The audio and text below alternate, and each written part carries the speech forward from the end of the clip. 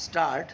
आधुनिक होती जा रही मानव सभ्यता की एक बड़ी समस्या यह है कि वह कई तरह का कचरा पैदा कर रही है। विराम। यह कचरा वैचारिक भी है और भौतिक भी। विराम। वैचारिक कचरे की असंख्य मिसालें सोशल मीडिया से लेकर इलेक्ट्रॉनिक मीडिया पर हर वक्त मिलती रहती है। विराम। पता नहीं कि इस कचरे से सभ्यता को कभी निजात मिल भी पाएगी या नहीं। विराम। पर भौतिक कचरे के तमाम रूपों में से एक के इलाज के बारे में कुछ कोशिशें शुरू हो चुकी है। विराम। यह है इलेक्ट्रॉनिक कचरा, जिससे निपटने का एक बेहतरीन उदाहरण टोक्यो ओलंपिक खेलों में पेश किया गया। विराम। ओलंपिक में विजेता खिलाड़ियों को जो पदक दिए गए, वे सभी कबाड़ हो चुके मोबाइल, स्मार्टफोन और लैपटॉप से बने थे। विराम। सोने, चांदी और कांसे के ऐसे करीब 5000 पदक बनाए गए जो 339 खिलाड़ियों व टीमों को दिए गए। विराम। ये मोबाइल फ़ोन और लैपटॉप जापानियों से टोक्यो मेडल प्रोजेक्ट के तहत जमा किए गए थे। विराम। सिर्फ मेडल ही नहीं, बल्कि ओलंपिक की मसाल भी उस एल्यूमिनियम के ऐसे कबाड़ से बनाई गई जिसका इस्तेमाल 2011 में जापान में आए भूकंप के दौरान अस्थायी घरों को बनाने में हुआ था। विराम। ओलंपिक के आयोजन से करीब 4 साल पहले वर्ष 2017 में शुरू किए गए टोक्यो मेडल प्रोजेक्ट में जापान के 90% शहरों से 80 टन वजन के करीब हजारों पुराने स्मार्टफोन और लैपटॉप जमा किए थे। विराम। इनके पुनर्चक्रण, रीसाइक्लिंग से 32 किलो सोना, करीब 330 किलो चांदी और लगभग 2250 किलो तांबा निकाला और पदक बनवाए गए। विराम। इस तरह टोक्यो ओलंपिक दुनिया का पहला ऐसा खेल आयोजन बन गया, जिसमें दिए गए सभी पदक इलेक्ट्रॉनिक कबाड़ से बने थे। हालांकि इससे पहले भी छिटपुट स्तर पर ऐसे प्रयोग हुए हैं। विराम। साल 2016 के रियो ओलंपिक में 30% सोने और चांदी के पदकों में कबाड़ हो चुकी कारों से निकली सामग्री का इस्तेमाल हुआ था। विराम। ओलंपिक में किए जा रहे ऐसे प्रयोगों से यह संदेश देने की कोशिश की जा रही है कि अगर इलेक्ट्रॉनिक कचरे से निपटने के गंभीर प्रयास शुरू नहीं किए गए, तो यह प्राणी जगत के लिए बड़ा खतरा बनने वाला है। विराम। यह खतरा कितना बड़ा हो सकता है, इसका आकलन चौंकाने वाला है। विराम। एक आकलन में बताया गया है कि वर्ष 2019 में विश्व स्तर पर रिकॉर्ड 5 करोड़ 36 लाख टन कचरा पैदा हुआ, जो क्वीन मेरी 2 जैसे आकार वाले 350 क्रूज जहाज़ों के वजन के बराबर है। विराम। समान रूप से वितरित करने पर इलेक्ट्रॉनिक कचरे की यह मात्रा लगभग 7.5 किलो प्रति व्यक्ति ठहरती है। समस्या का एक बड़ा पहलू यह है कि दुनिया में जिस तरह इलेक्ट्रॉनिक सामान की मांग बढ़ती जा रही है, उससे इसके कचरे की मात्रा में हर दिन इजाफा हो रहा है। विराम। खास तौर से स्मार्टफोन बड़ी मुसीबत साबित हो रहे हैं। विराम। हालात यह है कि दुनिया में मोबाइल फ़ोनों की संख्या इंसानी आबादी से ज़्यादा हो चुकी है। विराम। भारत, चीन, इंडोनेशिया, अमेरिका आदि देशों में स्मार्टफोनों की संख्या तेजी से बढ़ रही है। विराम। कोरोना काल में तो स्मार्टफोन, टैबलेट और लैपटॉप की मांग ऑनलाइन पढ़ाई जैसी व्यवस्थाओं के कारण और भी बढ़ी है। विराम। इसके अलावा इनके नए नए संस्करणों के प्रति लोगों की चाहत ने भी मुश्किल खड़ी कर दी है। विराम। लोग कुछ ही महीनों में गैजेट बदलते रहते हैं। विराम। बाजार में स्मार्टफोन का नया मॉडल आते ही पुराना मोबाइल कबाड़ में फेंक देते हैं और नया ले लेते हैं। विराम। इस मामले में चीन और भारत विशेष रूप से उल्लेखनीय है, जहां हर मुल्क में 1.5 अरब से ज़्यादा आबादी के पास मोबाइल फ़ोन है। विराम। भारत ने 4 साल पहले 2017 में 1 अरब मोबाइल धारकों का आंकड़ा छुआ था। विराम।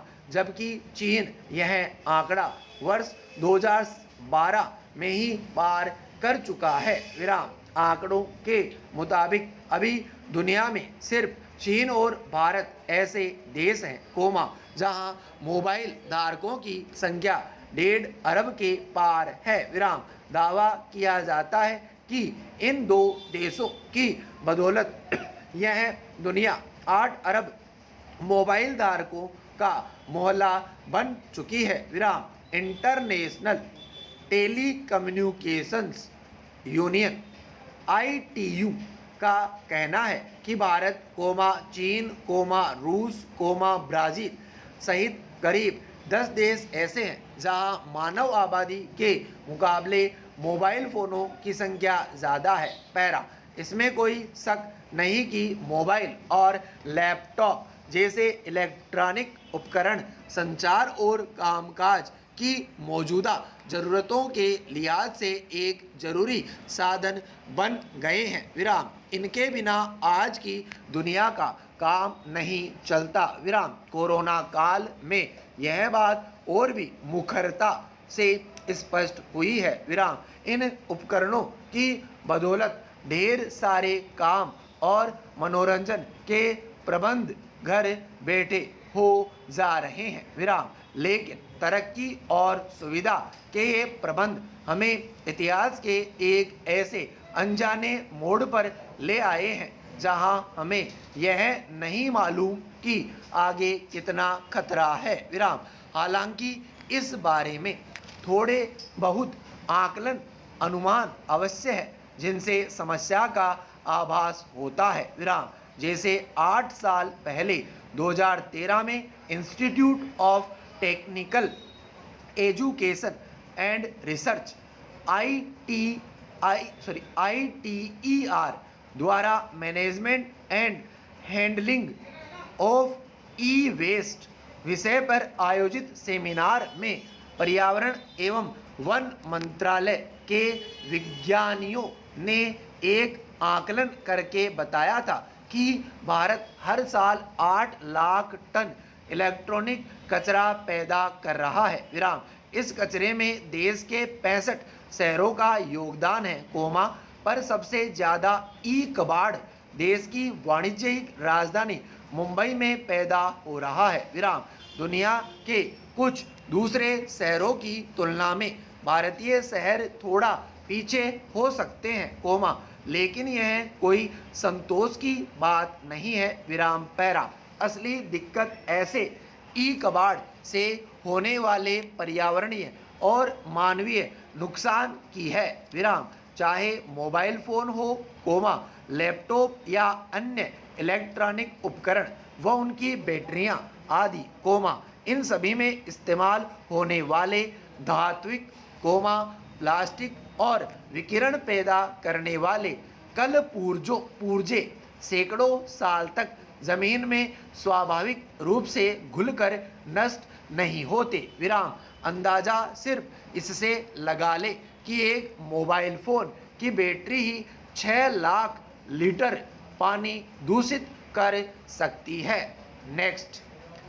इसके अलावा एक पर्सनल कंप्यूटर में 3.8 पौंड घातक सीसा और फास्फोरस, कैडमियम व मरकरी जैसे तत्व होते हैं, जो जलाए जाने पर सीधे वातावरण में घुलते हैं और विषैले प्रभाव उत्पन्न करते हैं। विराम। कंप्यूटरों के स्क्रीन के रूप में इस्तेमाल होने वाली कैथोड रे पिक्चर ट्यूब जिस मात्रा में सीसा लेड पर्यावरण में छोड़ती है, वह भी काफ़ी नुकसानदेह होती है। विराम। कचरे में पहुंचने वाली ये सारी चीज़ें अंततः इंसानों और अन्य जीवों में कैंसर जैसी कई गंभीर बीमारियां पैदा करती है। पैरा।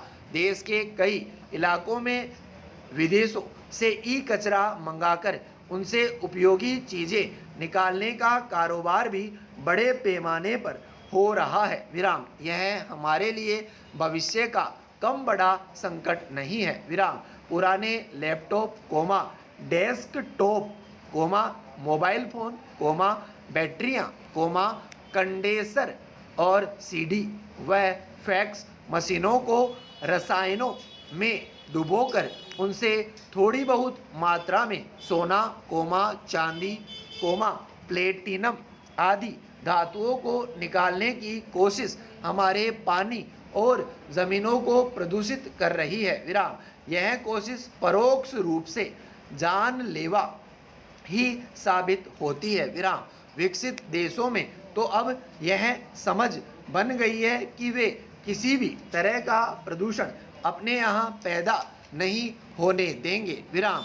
इलेक्ट्रॉनिक कबाड़ को लेकर वहाँ ठोस नीतियाँ अपनाई जा रही है। विराम। पर भारत जैसे देशों की समस्या यह है कि जहाँ न तो जनता के स्तर पर ऐसी कोई जागरूकता है और न सरकारों को इसकी चिंता है। विराम।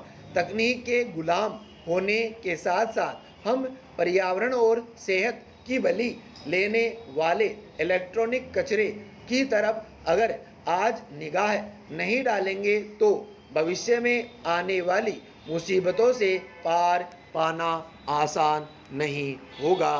विराम। स्टॉप।